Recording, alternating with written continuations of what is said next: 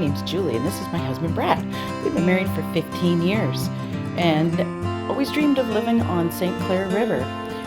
Could never afford it until we found this place.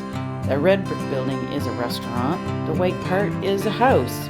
The Bluebird restaurant is going to be our home.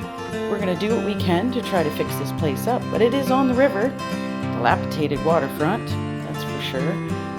It's underwater. It needs a tremendous amount of work, but together with our kids, Avery, Tori, and Trent, we're hoping to make this our dream home.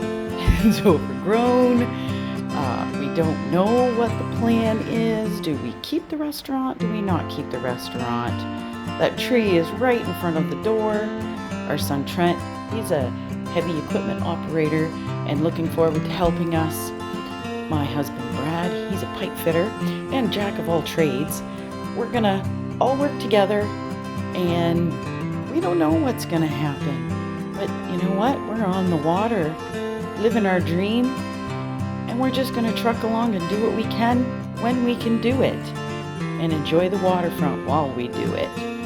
The St. Clair River is busy, lots of traffic, and we're loving watching that. So join us in our journey.